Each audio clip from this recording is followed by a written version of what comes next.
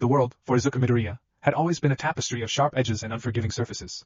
For a quirkless boy, every alleyway was a potential trap, every taunt a paper cut to the soul. But on the day his own quirk manifested at the late age of 5, the world didn't soften. It simply became more pliable. His quirk was officially registered as Foldabody, the same as the pro-hero Edgeshot. The doctor, a man with a weary sigh and a perpetually crooked tie, had shown him the textbook entry. You can flatten your body, stretch it out. Very useful for stealth and infiltration. A fine quirk, young man. You could be a great ninja-style hero one day. But Izuku's quirk wasn't just fine.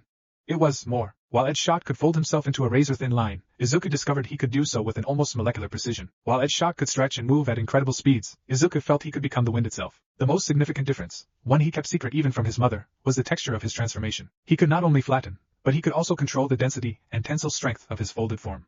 He could be as light and flimsy as a sheet of rice paper or as hard and sharp as folded steel. He called it, in the quiet of his hero analysis journals, kinetic origami. This secret hummed beneath his skin on the day his life irrevocably changed, the day the sludge villain erupted from the sewers and brought chaos to the shopping district. Izuku stood in the crowd, paralyzed not just by fear, but by the horrifying spectacle of his childhood friend, Katsuki Bakugo, being suffocated.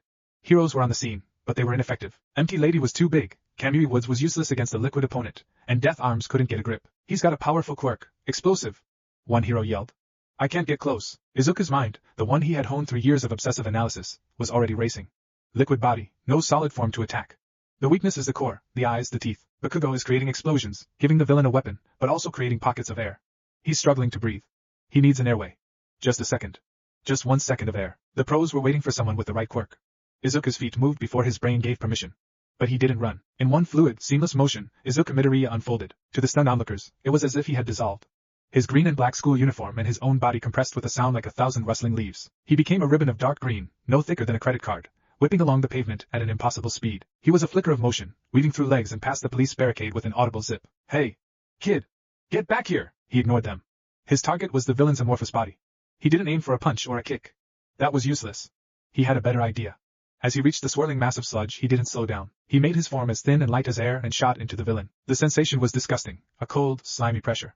But he was no longer a solid boy. He was a concept, a two-dimensional plane of existence moving through a three-dimensional space. He located Bakugo by the thrashing and the desperate, muffled pops of his explosions. With practiced precision, Izuku snaked his flattened form around Bakugo's face, hardening the edge of his being into a thin, rigid wedge. He forced this wedge between the sludge and Bakugo's nose and mouth, creating a tiny, protected channel. Bakugo gasped, a raw, desperate inhalation of precious oxygen. His eyes, wide with terror and rage, locked onto the sliver of green that had saved him. For a split second, he saw not the useless, quirkless Deku, but something incomprehensible. That's when a booming voice shattered the air. I am here, All Might arrived. A Detroit smash dispersed the villain, changed the weather, and saved the day. In the aftermath, Izuku was scolded by the pros and praised for his bravery, a confusing whirlwind of emotions. Bakugo just stared at him with a look Izuku couldn't decipher, not pure rage, but a volatile mix of fury, confusion, and a sliver of something akin to fear. Later, after his fated second encounter with the sludge villain and a deflated All Might, Izuku found himself on a rooftop, the hero's words echoing in his ears. It's not possible to be a hero without a quirk. Izuku's shoulders slumped. He had been about to walk away, his dreams finally and utterly crushed, when he stopped. He turned back, his hands clenched into fists. But I do have a quirk, Izuku whispered, his voice trembling. All Might looked at him, his skeletal form seeming to shrink even further with pity. Young man, I saw you. You ran in there, quirkless and brave.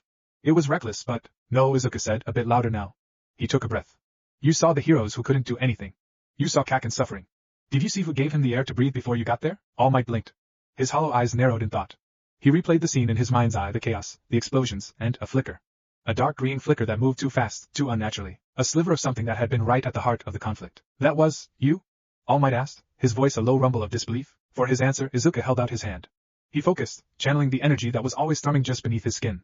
He concentrated on his index finger. With a soft shhhh sound, the tip of his finger flattened, then folded upon itself with dizzying speed and complexity. A tiny, perfect paper crane, made of his own flesh and bone yet no thicker than a photograph, detached from his fingertip and hovered in the air for a second before he reabsorbed it with another soft rustle. All Might stared, his jaw slack. He had seen Edgeshot fight countless times. Edgeshot could turn his arm into a blade. He could become a spear. He was a master of linear transformation. This was different. This was three-dimensional creation from a two-dimensional state. It was controlled separation and reintegration. My quirk is called Foldabody, Izuku explained, his confidence growing as he finally shared his secret. But it's more than that. I can alter my density. I can become as hard as steel or as light as paper when I'm folded. And I can detach small, folded parts of myself. I call it kinetic origami. All Might was silent for a long, profound moment. The setting sun cast long shadows, and in the quiet, the number one hero saw not a reckless fanba, but a diamond in the rough. A wielder of a quirk with a potential so vast it was staggering. Young man, All Might said, a new fire in his eyes, a genuine, hopeful light. I was wrong. You were never asking if you could be a hero. You were already acting like one. Your quirk, in the right hands, with the right training, it could surpass even the greatest infiltration heroes. It could redefine what it means to be a hero. Let me help you. He didn't offer one for all. He offered something just as valuable, his mentorship. The next 10 months were a blur of grueling, mind-bending training at the infamous Dagoba Municipal Beach Park. While Izuku still had to build his physical stamina, maintaining his folded forms, especially the dense ones, was incredibly draining. The focus was on creativity and control. An enemy is behind an impenetrable wall. All Might would bellow, pointing at a mountain of trash. How do you get to them without destroying the wall? Izuku, after weeks of failed attempts, learned to compress his body into a sheet so unimaginably thin he could slide through the microscopic cracks in the metal, reforming on the other side. A dozen civilians are trapped on a collapsing bridge. Izuku learned to unfold his entire body into a massive, multi-layered net, reinforcing his structure with the hard fold technique to catch falling debris and people with the soft fold technique to cushion their landing. His greatest breakthrough was with his detached origami. He started with simple shuriken, folded from his fingernails and hardened to the consistency of obsidian, which he could launch with pinpoint accuracy. Then he moved to more complex things. He learned to fold a piece of his palm into a tiny, intricate bird, a crane scout. He could detach it, and through a strange, innate connection, he could see and hear what it saw and heard. He could only maintain one at a time, and only for a few minutes before the piece dissolved and the stamina cost hit him like a punch, but it was a revolutionary espionage tool. By the time the UA entrance exam arrived, Izuku Midoriya was not the same boy who had stood on that rooftop. He was still nervous, still prone to mumbling, but beneath it all was a core of quiet, folded steel. He stood before the gates of UA, and Bakugo immediately cornered him. Deku, what the hell are you doing here? You think your useless paper folding trick is going to get you into UA? Izuku just looked at him, a calm that infuriated Bakugo. We're all here to do our best, Kaken. In the exam hall, President Mike explained the rules. Robots, points, a massive urban environment. When the gates opened, Izuku didn't sprint. He melted, shhhh. He became a green-black streak, flowing across the ground. Other students were still revving up their quirks when Izuku was already among the one-pointers. He didn't smash them. That was inefficient. He became a paper-thin sheet, slipped into the seams of a robot's leg joint, and then performed a rapid expansion fold. With a sickening crunch, he instantly solidified and expanded his form inside the joint, shattering it from within. He flowed out, moved to the next one, and did the same to its central processor. He was a ghost. A whisper of destruction. While others left smoking craters, Izuku left silent, inert husks. He flowed up walls, through ventilation shafts, taking out robots from the inside before they could even target another student. He used his crane scout to map out clusters of robots, allowing him to score points with an efficiency that was simply terrifying. In the observation room, the teachers were murmuring. That kid, the one with the green hair, he's got 45 points already, Snipe noted. But I haven't seen him throw a single punch. His quirk is Foldabody, like Edgeshot, Aizawa said, his eyes narrowed, scrutinizing the monitor showing Izuku's POV from a distant camera. But his application is different. Principal Nizu, sipping his tea, chuckled. Different is an understatement, Aizawa.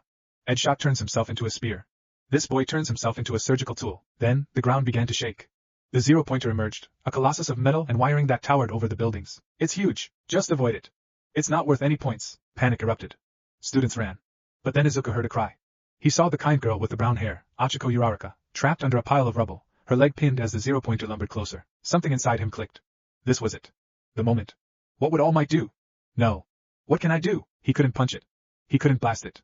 But he could unmake it. This is going to hurt, he muttered to himself, his body already humming with the strain of what he was about to attempt. Phase 1, Ascent. He couldn't jump that high. So he unfolded his torso and arms into a massive, lightweight glider wing, catching the thermal updraft from the surrounding destruction. He soared into the air, a bizarre human kite, lining himself up with the zero-pointer's head. Phase 2, Infiltration. As he swooped over the behemoth's head, he collapsed his glider form, compressing himself into a needle-thin dart of hardened flesh. He plunged into the small gap around its primary optical sensor, piercing the outer armor. Once inside, he reverted to his thinnest, most liquid-like form, pouring himself down the wiring conduits like water. Phase 3, Deconstruction. This was the technique he and All Might had theorized but had never had the stamina to truly perfect. The ultimate expression of his quirk. He called it the thousand-fold cataclysm. Deep within the zero-pointer's central chassis, Izuku Midoriya did something Edgeshot could never dream of. He split. Not into two, but into 1,000 pieces. He exploded into a storm of razor-sharp, hardened confetti. A blizzard of green and black shrapnel, each piece a minuscule, semi-sentient part of his own consciousness. This storm of himself surged through the robot's entire body. They shredded wires, sliced through hydraulic lines, and severed connections on every circuit board. It wasn't a single, powerful attack. It was a million tiny, precise, simultaneous acts of sabotage. A total systemic failure induced from the inside out. From the outside, the effect was surreal. The zero-pointer's menacing red eye flickered. Its arm, raised to smash, froze in place. A low groan of grinding metal echoed, and then, silence. The colossal machine simply died. It slumped forward, completely inert, its power cut from 1,000 different places at once. Phase 4, the rescue. The job wasn't done. The slumping robot was kicking up a new wave of debris, threatening to crush Uraraka completely. With a massive, agonizing effort, Izuku pulled his 1,000 scattered pieces back together. He poured out of the dead robot's joints, reforming his exhausted body in midair. He landed on the ground, and with the last of his strength, unfolded his back into a wide, strong, yet flexible sheet of hardened tissue, forming a protective dome over the trapped girl just as a shower of concrete rained down. The impacts hammered against his back, each one a fresh agony, but he held firm. The dust settled. The exam was over. Izuku collapsed, his body finally giving out. He lay there, panting, as Uraraka, now freed by Recovery Girl's arrival, stared down at him with wide, grateful eyes. Bakugo stood a short distance away, his hands smoking, his face a mask of utter bewilderment. He had destroyed 7 robots with raw power. He had seen Deku, the useless, pebble-in-the-road Deku, do that. He hadn't just destroyed the undefeatable. He had dismantled it. He had taken it apart from the inside like a watchmaker. It wasn't power. It was something else. It was finesse. It was terrifying. In the observation room, the teachers were speechless.